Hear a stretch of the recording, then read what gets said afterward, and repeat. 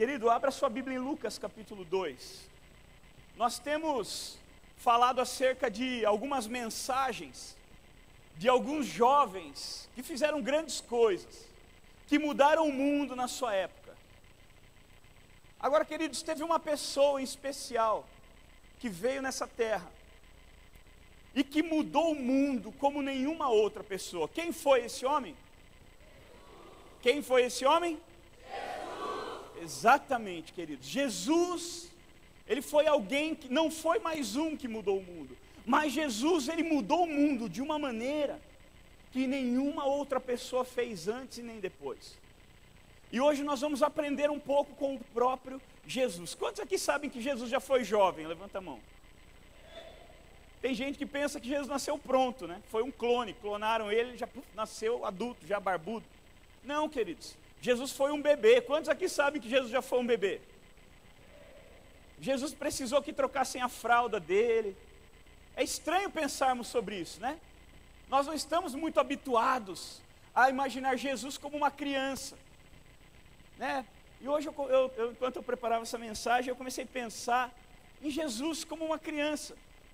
Eu fiquei imaginando, né? Será que ele sofreu? Ele deve ter passado por tudo que a gente passou. Deve ter sofrido bullying na escola. Deve ter brigado com o irmão por causa de mistura. Deve ter feito tudo que uma criança normal faz, queridos. Porque Jesus era uma criança. Jesus não nasceu pronto. Jesus não nasceu formado. Mas Jesus, ele teve uma vida toda. Você pensa, para pensar que Jesus iniciou o seu ministério. Obrigado, querido. Que Jesus iniciou o seu ministério com 30 anos de idade. O que ele ficou fazendo até 30 anos de idade? Ele ficou se preparando, queridos. Ele foi crescendo. Ele ficou se preparando.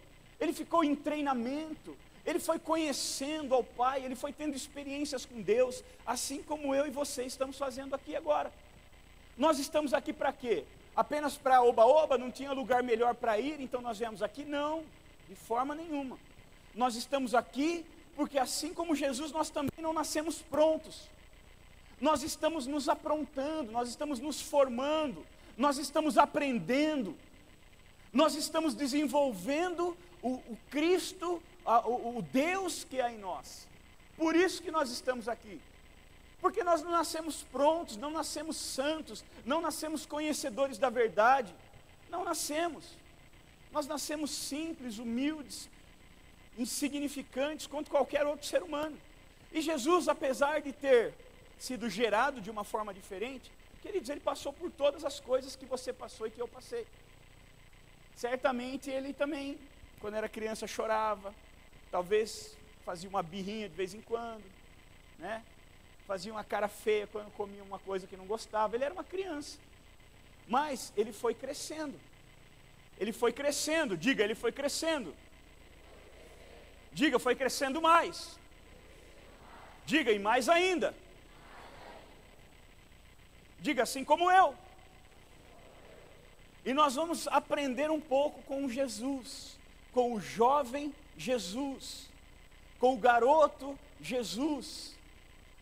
Nós vamos conhecer um pouco esse momento em que ele foi aprendendo, em que ele foi crescendo, em que ele foi se desenvolvendo, até chegar a ser o Cristo, que mudou a história do mundo, que separou o tempo. O mundo antes de Cristo era um, queridos. O mundo depois de Cristo era outro. Cristo mudou a história. Ele fez algo que nenhum outro havia feito. Ele se moveu de maneira que nenhum outro havia se movido. Ele entendeu, ele compreendeu coisas que ninguém havia compreendido. Mas, como eu disse, ele não nasceu pronto. Foram 30 anos aprendendo, 30 anos tendo experiências com Deus, 30 anos ouvindo a palavra, se envolvendo com o reino de Deus. Amém? Então, vamos ler lá. Versículo 2 de Lucas, no capítulo 41. Lucas 2, 41.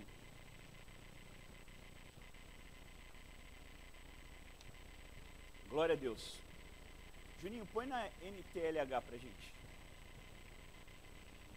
Todos os anos, os pais de Jesus iam a Jerusalém para a festa da Páscoa.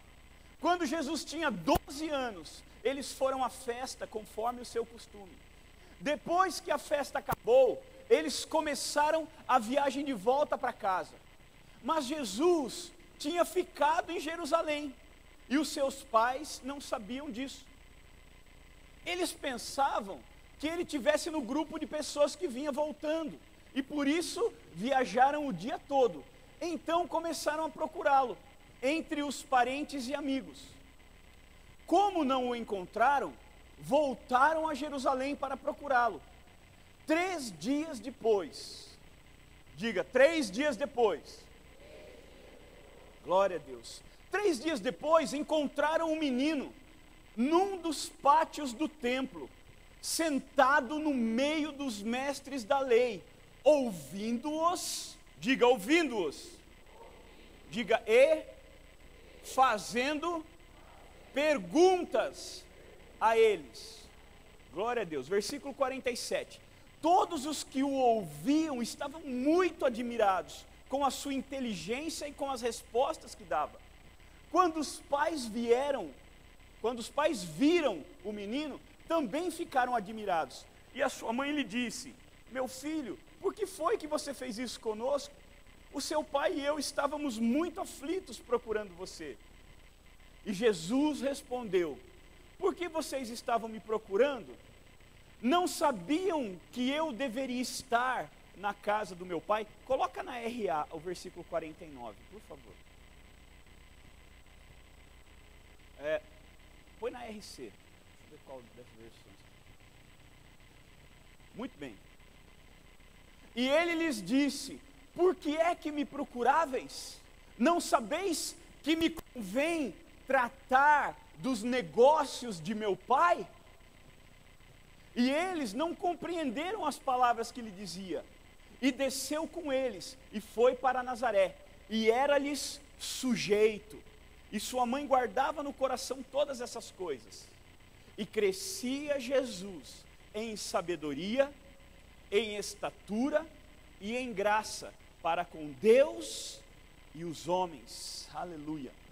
O tema dessa mensagem é: cuidando das coisas do meu Pai. Cuidando das coisas do meu Pai. Pessoal, a mensagem está sendo gravada aí? Tá?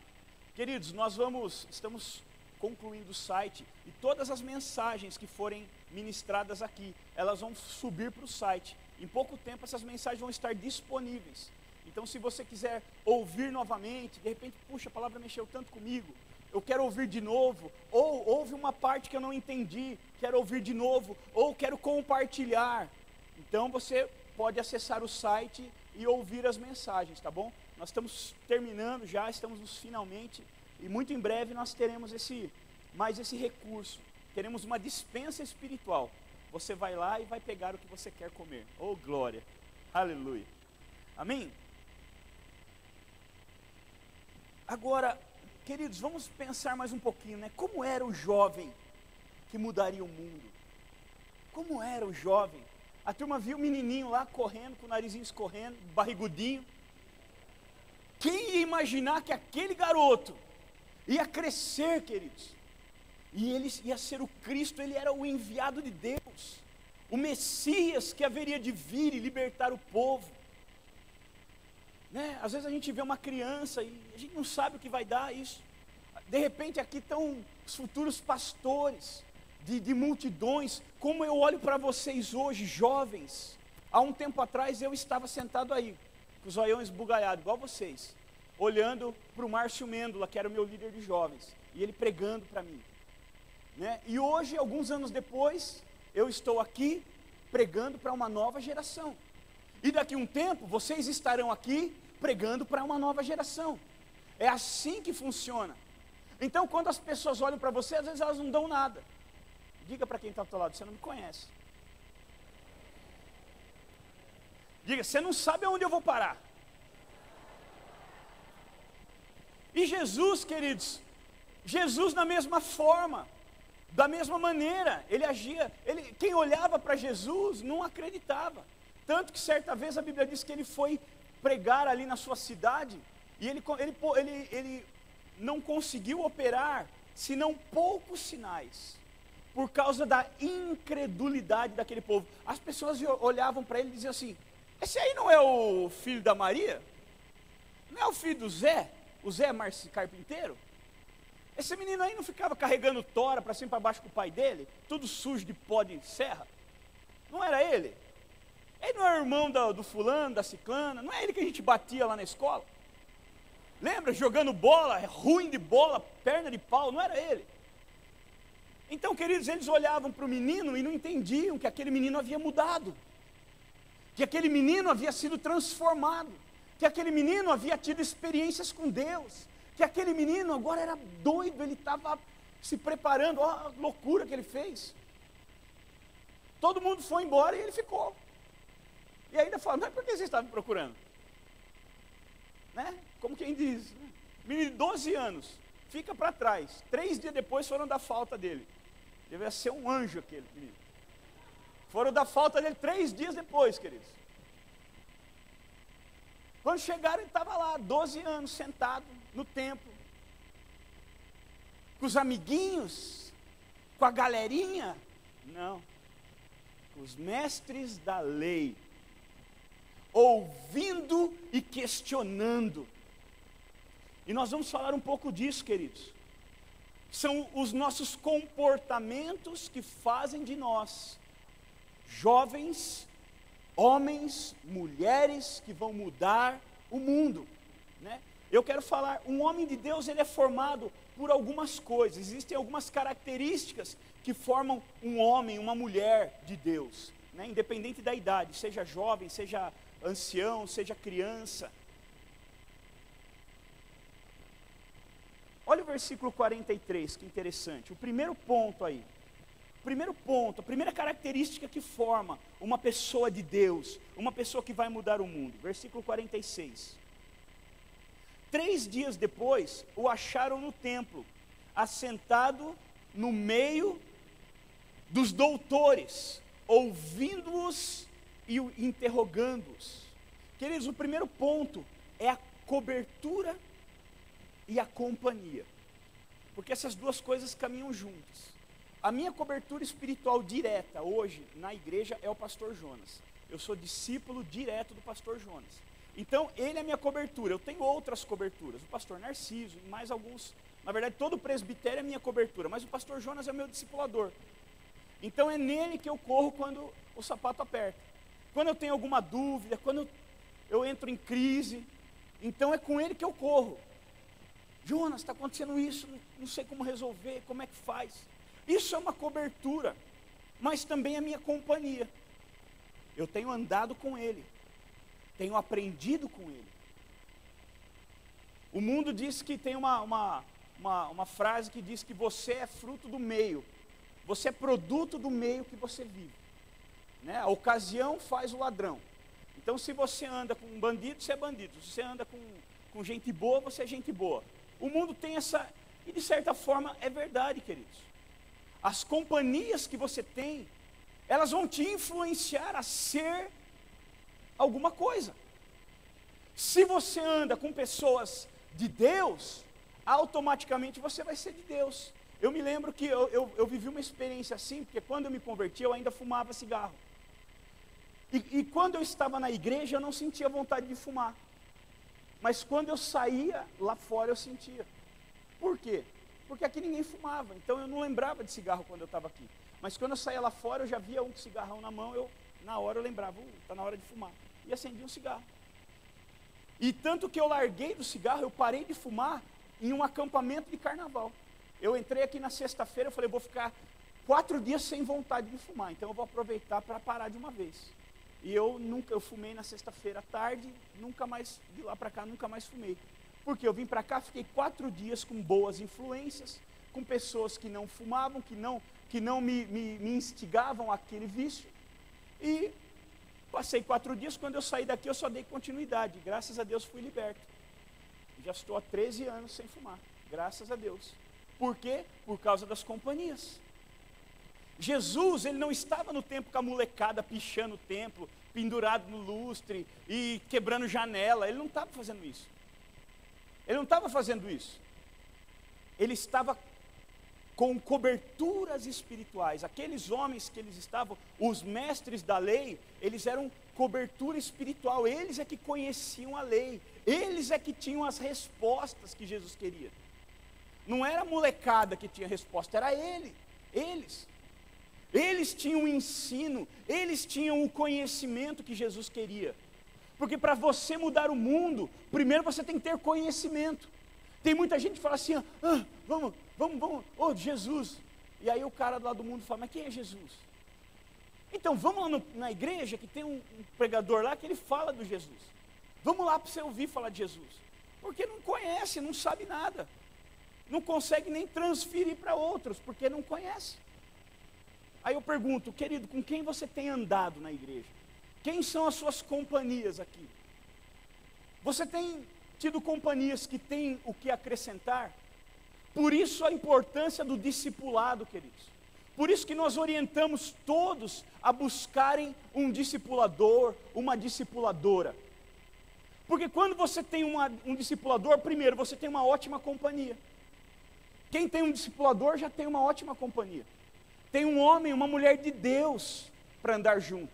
E essa pessoa vai te influenciar, te incentivar e te ensinar a ser uma pessoa de Deus. E segundo, quem tem um discipulador tem uma cobertura espiritual.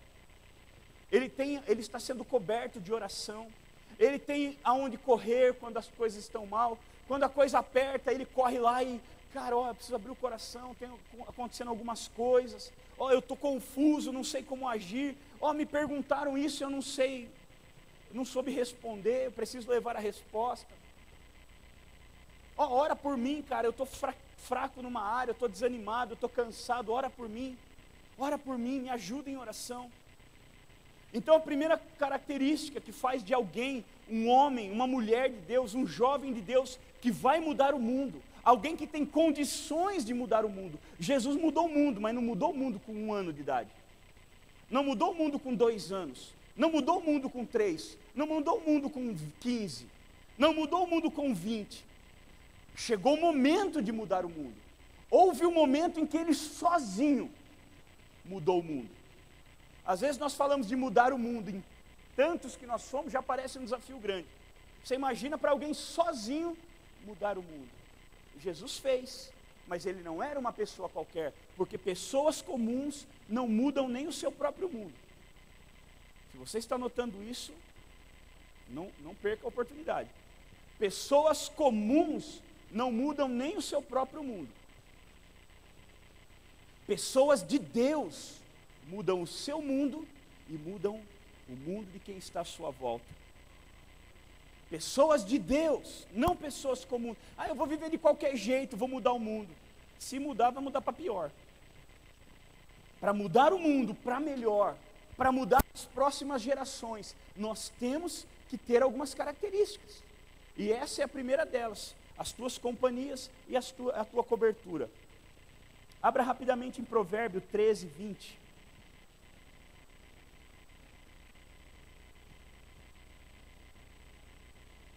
Provérbio 13, 20.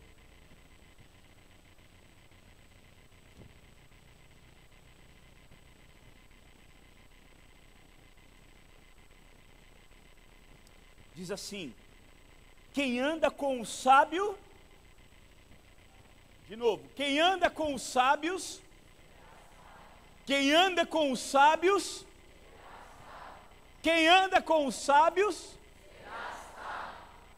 se você quer ser sábio, com quem você tem que andar? Entenderam o poder da companhia? Mas o companheiro dos insensatos se tornará? O companheiro dos insensatos se tornará? Eu pergunto, o que você quer ser?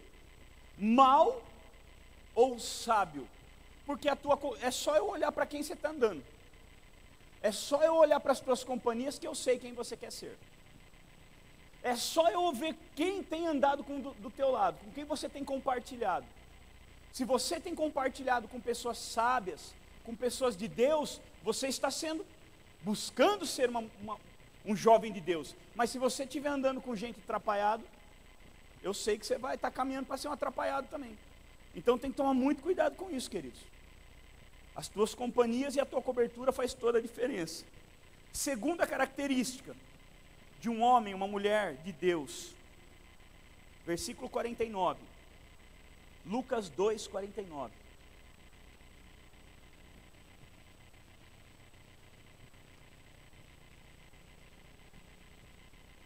Lucas 2, 49, diz assim: ele me respondeu: por que me procuráveis? Não sabíeis que me cumpria estar na casa de meu pai? Ou lá na versão RC. Ele lhes disse: por que é que me procuráveis? Não sabeis que me convém tratar dos negócios de meu pai? Queridos, eu achei demais isso.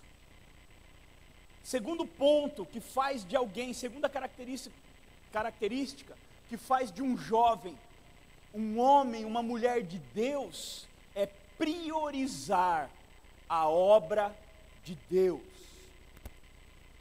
Priorizar a obra de Deus. Alguém que não prioriza a obra de Deus, queridos, dificilmente vai conseguir mudar alguma coisa.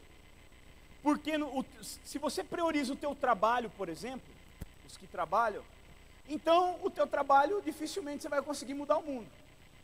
Se você prioriza o teu estudo, com o teu estudo dificilmente você vai conseguir mudar o mundo. Mas se você prioriza a obra de Deus, se você prioriza o reino de Deus, com certeza você vai conseguir mudar o mundo. Com certeza. Aí você fala assim para mim: mas sabe o que é, Job? Eu tenho que estudar. Ué, mas por que você não pode fazer a obra na tua escola? Essa semana, queridos, eu vi uma postagem no Face que mexeu muito comigo. Eu não sei, assim, veio compartilhado de 10 mil pessoas, eu não sei de onde, quem eram aquelas pessoas. Mas uma foto de uma célula na Anhanguera, Instituto Anhanguera. Quem que é daquela célula? Jefferson. Tiago, levanta a mão, quem estava naquela foto ali, levanta a mão. Quem faz parte disso? Glória a Deus. Queridos, ali eu consegui ver que é possível. Uma foto, acho que todo mundo viu aqui, uma foto de uma célula na faculdade. Todo mundo ali orando, tinha um monte de gente. Quantas pessoas tinham, Jefferson? 30 jovens. E que horário que vocês fizeram aqui? Terça-feira, na hora do intervalo, eles decidiram priorizar o reino, priorizar a obra. Em vez de ficar batendo papo, jogando conversa fora e não mudando coisa nenhuma, eles decidiram mudar o mundo. Pegaram 30 jovens ali e fizeram uma célula, queridos. Oraram com eles, falaram de Jesus para eles. É possível priorizar o reino, aonde quer que você esteja. Nós temos algumas outras células em faculdade, algumas outras estão se abrindo em faculdades, né, Geis? Muitas pessoas estão abrindo. Queridos, eu tenho ficado assim, não tenho nem palavras para dizer a alegria do meu coração, porque a gente não tem feito muita coisa, queridos, não tem incentivado, não tem obrigado, não tem, você vai eu te mato, não tem isso. Mas toda hora alguém fala: o fulano está abrindo uma célula lá na faculdade, o outro está abrindo lá no trabalho, o outro está abrindo uma célula lá das 11h30 à meia-noite e meia. Queridos, vem chegando as notícias de células que estão se abrindo, que nós temos percebido que está havendo um avivamento, Deus está trabalhando, e a gente não está nem controlando isso, a gente nem sabe, a gente fica sabendo, glória a Deus, mas quantas pessoas, quantos jovens têm chegado até nós. Esses dias umas jovens me procuraram: olha, nós queremos abrir uma célula lá na escola do Manuel, nós estudamos lá de manhã, como é que a gente faz? Nós temos sentido de abrir uma célula lá. Puxa, que coisa linda, queridos. Não sou eu que estou brigando, vocês estudam, Manuel. Por que você não abre uma célula? Não. As pessoas estão nos procurando porque elas querem priorizar o reino. Muitos jovens querem priorizar o reino. Por que eu vou ficar aqui no intervalo jogando conversa fora, se eu posso priorizar o reino, se eu posso fazer uma célula, se eu posso evangelizar, se eu posso orar? Por que eu vou receber tudo isso aqui? Eu vou falar uma coisa para você: a unção, ela tem que ser usada. ela tem que ser gasta, querido. Quem não gasta unção, Deus não dá outro. É que nem sapato de criança. Você só vê que está na hora de comprar quando está o buraco na sola. Gastou e você fala, agora está na hora de comprar outro. Se o tênis está novo, você não vai encher a criança de tênis. Mas quando você vê que começa a rasgar, começa a ficar meio baleadinho, você fala, usou, gastou, precisamos dar outro. A unção é a mesma coisa. Se você recebe essa unção aqui e não gasta, não faz nada com ela, não prega para ninguém, não ora por ninguém, não impõe as mãos sobre ninguém, para que Deus vai te dar mais? Você nem gastou aquele que Ele deu. Para que você quer mais? Às vezes a gente fica, Deus me enche, e Deus fala, se esvazia, gasta isso aí que eu te dei, usa isso aí que eu te dei. Deus me enche, eu quero mais. E Deus fala, para que mais? Você não usou nem aquilo da semana passada. Tem gente aí que está com a unção de sábado passado ainda, e veio para a igreja querendo mais. Você gastou a unção da semana passada, meu irmão? Você usou? Você orou por alguém? Você pregou para alguém?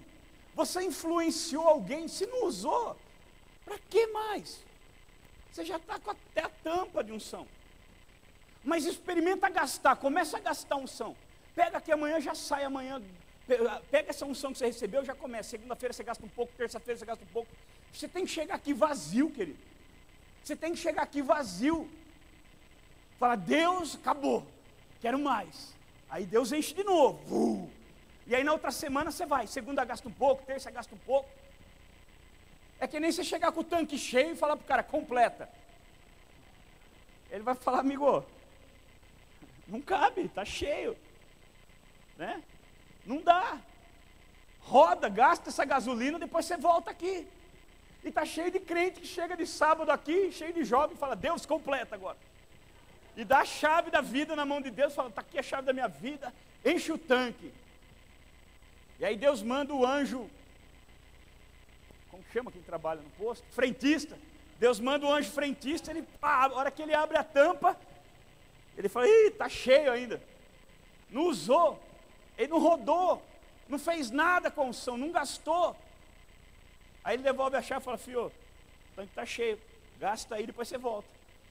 Então, você tem que gastar, meu amado, gaste a unção, gaste a presença, gaste o poder que Deus tem te dado, use para alguma coisa, comece a gastar, faça um propósito com Deus. Deus, essa semana eu vou gastar tudo, eu vou chegar seco aqui, eu vou chegar na reserva aqui, e aí eu vou falar aleluia. A hora que o Regi chamar ali para começar a pular, você já dá a chave na mão de Deus, fala, completa Jesus, completa, que esse aqui não deu nem para o cheiro, quase que não deu para eu chegar aqui na igreja.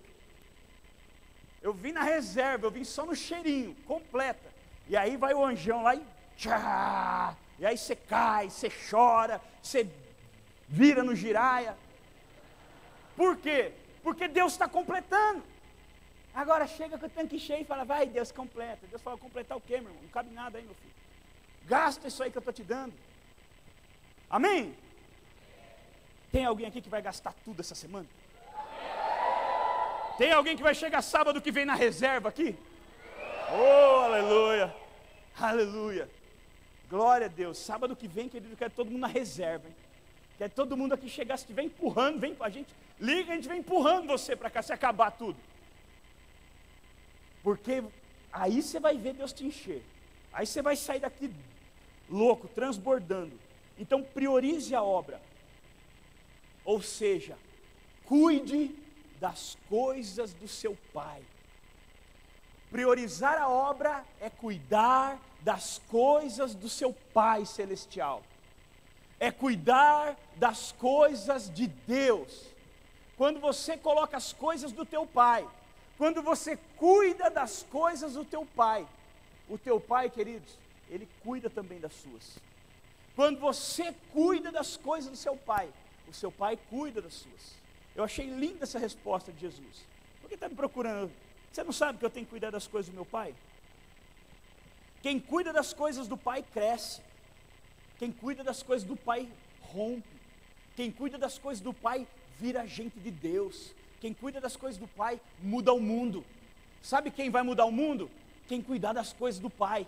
Quem fala assim, mas você está na igreja de sábado, de domingo, de segunda, de terça, de quarta e quinta. Você fala, estou cuidando das coisas do meu pai. Mas tem que ficar na igreja todo dia? Fala, na verdade a gente começa todo dia para depois ficar o dia todo. Hoje eu vivo isso, queridos. Eu comecei, eu vinha todo dia. Hoje eu fico o dia todo. Cuidando das coisas do Pai. Hoje eu vivo cuidando das coisas do Pai. Eu chego aqui na igreja e estou cuidando das coisas do Pai. Às vezes é 11 horas da noite, eu estou aqui cuidando das coisas do Pai. Às vezes é sábado, eu estou aqui, amanhã cedo eu vou estar aqui cuidando das coisas do Pai. Por quê? Porque, queridos, não tem nada melhor do que cuidar das coisas do nosso Pai. Cuidar das coisas de Deus. Priorizar o reino, priorizar a obra. Terceiro ponto, olha o versículo 51, que lindo. Olha, jovens, que rema aqui, lindo. 51, versículo 51. E desceu com eles para Nazaré, e era-lhes submisso. Sua mãe, porém, guardava essas coisas no coração. Põe na R, põe na NTLH para a gente ver. Olha só.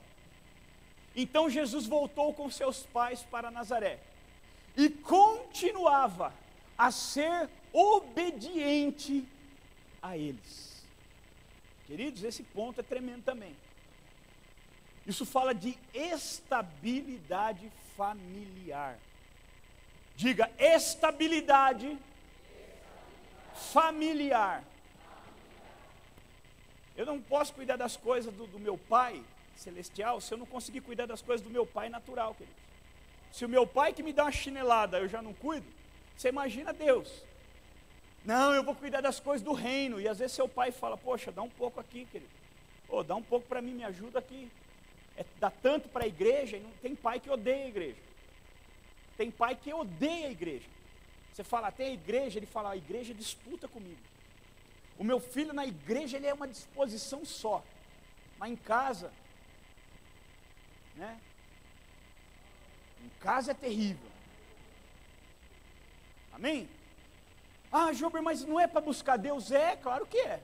Não é para priorizar o reino? Lógico que é. Porém, queridos, você não tem que abandonar a sua casa, abandonar a sua família, abandonar o teu convívio para isso. Não é necessário. Eu sou o pai, eu sou o marido, eu sou o chefe do lar e cuido das coisas de Deus, mas eu não abandono minha família. Às vezes você vê meu filho dormindo no chão ali, tão cansado, coitado, mas está junto. A gente tem o tempo. Ontem mesmo à noite nós tiramos um tempo para a família. Nós fomos passear, nós tiramos um tempo para casa. E eu sou casado e tenho filho, tenho uma esposa e um filho para cuidar. Você que é solteiro, teoricamente você tem muito mais tempo livre. E às vezes nós queremos fazer a obra, mas estamos com a nossa casa toda arrebentada. Os nossos pais não aceitam. E aí você fala, eu quero ganhar meu pai para Jesus. E seu pai fala, nunca eu vou naquela igreja. Aquela igreja roubou meu filho de mim. Aquela igreja roubou a minha filha de mim. Aquela igreja disputa comigo. Eu nunca vou naquela igreja. Eu odeio aquela igreja, eu odeio aqueles pastores, eu odeio o líder de jovem, eu odeio o grupo louvor, eu odeio todo mundo. Por quê? Porque a mãe às vezes fala assim, a igreja tomou meu filho, minha filha. Eu tinha uma filha, eu tinha um filho até ele se converter. Aí no dia que ela decidiu buscar as coisas do reino, esqueceu as coisas de casa. Queridos, isso é muito sério, é muito importante. Você acha que é você que precisa dos seus pais? Eu quero dizer, eles também precisam de você. O seu pai precisa do teu abraço, a tua mãe precisa do teu abraço, a tua mãe precisa ouvir você, conversar com você. Os teus pais precisam de você. E às vezes você está tão envolvido com as coisas do reino e desequilibra, deixa faltar em casa. Cuidado. Uma pessoa que não tem uma estabilidade familiar nunca vai mudar o mundo, porque não está conseguindo mudar nem o seu próprio mundo. Se você não tem o apoio dos seus pais, conquiste isso.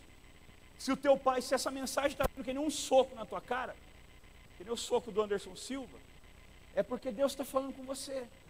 É porque Deus quer mudar a tua vida, é porque Deus quer te usar, Deus quer te levar longe. Mas não dá para Ele te levar longe se a tua casa estiver arrebentada, se a tua casa estiver destruída. Você precisa colocar a tua casa em ordem. Eu demorei muito para aprender isso, queridos, eu e a Thaís. Nós éramos muito afobados com a obra. Graças a Deus que nós temos uma mãe, a Rosária, que nos puxava a orelha durante tantos anos. Tanto tempo ela falando, vocês têm que ter tempo, e puxando nossa orelha e nos colocando na linha. Graças a Deus, a gente ainda continua louco, acelerado, mas hoje a gente consegue acertar algumas coisas, a gente consegue conciliar. Né? Às vezes fica lá uma louça na pia, um chão meio bagunçado, mas a gente deu um tempinho, a gente vai e arruma. Porque a gente também não vai poder ter todo o tempo para casa, todo o tempo para a família. Mas nós temos que ter equilíbrio. Eu não posso abandonar a minha casa para cuidar da casa de Deus. Eu não posso abandonar a minha casa para edificar a casa dos outros. Imagina eu aqui pregando sobre família e a minha família toda arrebentada. Minha mulher desviada, meu filho desviado. Eu acabo ficando até sem moral para isso. Você precisa ter a sua casa, ter uma estabilidade familiar. Obedecer a tua mãe, obedecer o teu pai. Eles são autoridade sobre a tua vida. E lembre-se, os teus pais precisam de você. Os teus pais sentem falta de você. Os teus pais têm saudade de você. Você vai crescendo e quando não está na igreja, está no computador. Quando não está no computador, está na televisão. Quando está na televisão, está no videogame. Quando está no videogame, está no celular. E seu pai fica com a senha na mão assim, ó. Vamos ver quando vai chegar a minha vez. Agora foi a vez da TV. Agora foi a vez do celular. Agora foi a vez da igreja. Agora foi a vez do ensaio. Agora foi a vez do culto. Agora foi a vez do... E o pai e a mãe, coitado, um mês com a senha na mão, esperando para ser chamado. Esperando para ter um tempo na tua presença. Ter um tempo para falar com você. Queridos, os teus pais te amam. Os teus pais precisam de você. Quer você acredite ou não. Acredite, eu sou pai. Eu estou falando na qualidade de pai. Eu preciso do meu filho. Não é só ele que precisa de mim, eu também preciso. Às vezes eu estou com o coração apertado, queridos. Eu chego em casa, primeiro eu não falo nada, eu já vou, eu abraço a Thaís, abraço ele. Eu preciso, tem dia que você chega tão cansado, tão arrebentado, que você, parece que se você não der um abraço na tua família, parece que você vai morrer, você vai desmontar ali. Eu pergunto, quanto tempo você não abraça teu pai? Quanto tempo você não abraça a tua mãe? Quanto tempo você não diz para a tua mãe que você a ama? A minha mãe mora lá no Paraná, queridos. Eu não tenho a felicidade de ter a minha mãe perto. E ontem à noite eu liguei para ela. E aí conversamos um pouco, né? E queridos, o coração aperta tanto, dá tanta saudade. Às vezes até evita um pouco de ligar, porque dá uma saudade. Você fica, cada vez que liga, dá um aperto no coração. Né? E como foi gostoso quando terminar a conversa, tchau mãe, fica com Deus, eu te amo. E ela falou, amém filho, eu também te amo, fica com Deus. Como é bom isso, queridos. Você dizer, mãe, eu te amo, eu não estou te vendo, mas eu te amo. Eu estou longe, mas eu te amo. E ela, também te amo, filho. Também estou longe, mas também te amo. Também não estou te vendo, mas também te amo. Às vezes eu preciso da minha mãe, precisava da minha mãe perto. Às vezes aconteciam coisas que eu falava, puxa, eu precisava tanto de um colo de mãe. E ela não estava, mas às vezes é ela que precisa de um colo de filho. A tua mãe, o teu pai precisam de você. Então acorde para isso. Desperte para isso. Não fique achando que você vai mudar o mundo se a tua casa estiver arrebentada. Olha o que diz. Então Jesus